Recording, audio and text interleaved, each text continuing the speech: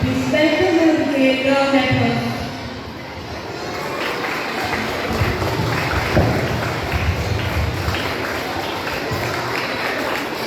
ബഹുമാനകരഞ്ഞ school manager doctor Sebastian Karakka, ബഹുമാനകരഞ്ഞ school principal sister Amala, സ്നേഹമുള്ള സഹപ്രവർത്തകരെ, ഞാൻ ഏറ്റവും അധികം സ്നേഹിക്കുന്ന വാത്സല്യം നിറഞ്ഞ പ്രിയ കുട്ടികളെ, നിങ്ങൾക്ക് എല്ലാവർക്കും ഇന്നത്തെ ദിവസത്തിൻ്റെ 1000 ഭാവുകങ്ങൾ ഏറ്റവും സ്നേഹത്തോടെ ഞാൻ ആശംസിക്കുന്നു. ഒരിക്കൽ ഒരു ഗ്രാമത്തിൽ കുറേ കുട്ടികൾ പന്ത് കളിച്ചുകൊണ്ടിരുന്നപ്പോൾ പന്ത് കളിക്കുന്നതിനിടയിൽ അവരുടെ ബോൾ ഒരു മരത്തിൻ്റെ പൊത്തിനകത്തേക്ക് പോയി. കുട്ടികൾ ആർക്കുപാടെ സങ്കടപ്പെട്ടു. ഈ ബോൾ എങ്ങനെ പുറത്തെടുക്കും എന്ന് വളരെ വേദനയോടെ കരഞ്ഞുകൊണ്ടിരുന്നപ്പോൾ അതിനെ ഒരു കുട്ടി വന്നു. ആ കുട്ടി ചോദിച്ചു, എന്തിനാണ് നിങ്ങൾ കരയുന്നത്? നിങ്ങൾ എന്തിനാണ് കരയുന്നത്? മറ്റുള്ളവർ പറഞ്ഞു, ഈ ബോള് മരത്തിന്റെ പൊട്ടിൽ പോയി. അപ്പോൾ ആ കുട്ടി പറഞ്ഞു, നിങ്ങൾ ഒരു കുടം നിറയെ വെള്ളവുമായി വരിക. ഈ വെള്ളം കൊണ്ടുവന്നിട്ട് ഈ മരത്തിന്റെ പൊട്ടിലേക്ക് ഒഴിക്കും എന്ന് പറഞ്ഞു. കുട്ടികൾ ആ ബാലൻ പറഞ്ഞതുപോലെ ചെയ്തു. അങ്ങനെ ആ പൊട്ടിൽ പോയ ബോള് ഉന്തി വന്നു. കുട്ടികളോട് വെള്ളം എടുത്തുകൊണ്ട് വരൂ, വെള്ളം പൊട്ടിൽ ഒഴിക്കൂ എന്ന് പറഞ്ഞ ബുദ്ധിമാനായ മനുഷ്യനായിരുന്നു ഇന്ത്യയുടെ ആദ്യത്തെ പ്രധാനമന്ത്രിയായിരുന്ന പണ്ഡിറ്റ് ജവഹർലാൽ നെഹ്റു. 1889 അലഹാബാദിൽ സ്വരൂപ് റാണിയുടെയും മോത്തിലാൽ നെഹ്റുവിന്റെയും മകനായി പണ്ഡിറ്റ് ജവഹർലാൽ നെഹ്റു ജനിച്ചു.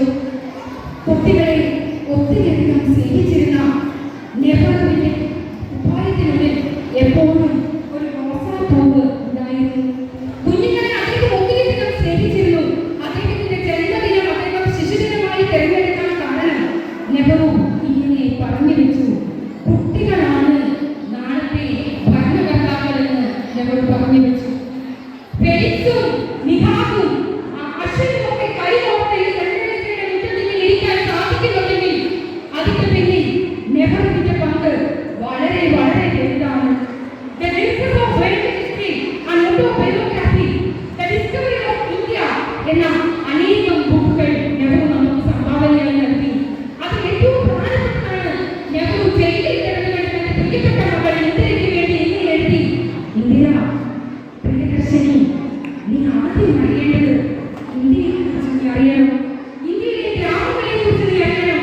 ഇന്ത്യയിലെ പാവപ്പെട്ട ജനങ്ങളെക്കുറിച്ച് നീ അറിയണം.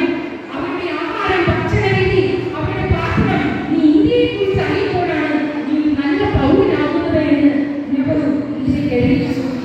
പ്രിയപ്പെട്ട കുഞ്ഞുങ്ങളെ, ബൈബിളിൽ യേശുക്രിസ്തുവിന്റെ അടുത്തേക്ക് കുറേ ആളുകൾ കുട്ടികളെയും കൊണ്ട് വന്നപ്പോൾ യേശുദേവൻ അവരോട് കുറേ പേർ അവരെ തടഞ്ഞു. അപ്പോൾ യേശുദേവൻ അവരോട് പറഞ്ഞു, കുഞ്ഞുങ്ങളെ തടയില്ല, അവർ എന്റെ അടുക്കൽ വരട്ടെ, അവരെ പോലുള്ളവരുടേതാണ് സ്വർഗരാജ്യം എന്ന്. പ്രിയപ്പെട്ടവരെ, നോബൽ പ്രൈസ് നേതാവായ 14ാമത്തെ വയസ്സിൽ നോബൽ പ്രൈസ് കുട്ടിയായപ്പോൾ നോബൽ പ്രൈസ് നേടിയ മലാല യൂസഫ്സായി ഇങ്ങനെ പറഞ്ഞു നിൽക്കുന്നു, കുട്ടികൾ, നിങ്ങൾ ഒരിക്കലും ആരെയും കോപ്പി ചെയ്യരുത്. നിങ്ങൾ സ്പെഷ്യലാണ്, നിങ്ങൾ യുണീക്കാണ്. നിങ്ങളെപ്പോലെ ഈ പ്രപഞ്ചത്തിൽ നിങ്ങൾ മാത്രമേ ഉള്ളൂ. നിങ്ങളുടെ ശബ്ദം, നിങ്ങളുടെ കണ്ണുകൾ, നിങ്ങളുടെ ശരീരത്തിന്റെ ഗന്ധം എന്തിനേറെ പറയുന്നു. നിങ്ങളുടെ കയ്യിലെ ഫിംഗർ പ്രിന്റിന്റെ രേഖ പോലും സ്പെഷ്യലാണ്. നിങ്ങൾ വളരെ വളരെ സ്പെഷ്യലാണ്. താവൂർ പറഞ്ഞു വെക്കുന്നു, പൂന്തോട്ടത്തിലെ മുട്ടുകളാണ് നിങ്ങൾ. റൂസോ പറഞ്ഞു വെക്കുന്നു, നിങ്ങൾ കുഞ്ഞുങ്ങളെ പോലെയാകും, കുഞ്ഞുങ്ങളെ പോലെ നിഷ്കളങ്കരായി നിങ്ങൾ ഈ ഭൂമിയിൽ ജീവിക്കുമെന്ന്.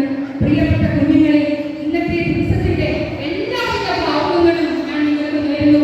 നിങ്ങൾ നാളെയുടെ വക്താക്കളായി ഈ സെന്റൻസിൽ നിന്ന് പുറത്തേക്ക് പോകുമ്പോൾ പഠിച്ചു മിടുക്കരായി, യുണീക്കായി, സ്പെഷ്യലായി, നല്ല പൗരന്മാരായി മാറാൻ നിങ്ങൾക്ക് സാധിക്കട്ടെ എന്ന് ആശംസിച്ചുകൊണ്ട് എന്നെ കുറച്ച് പ്രസംഗം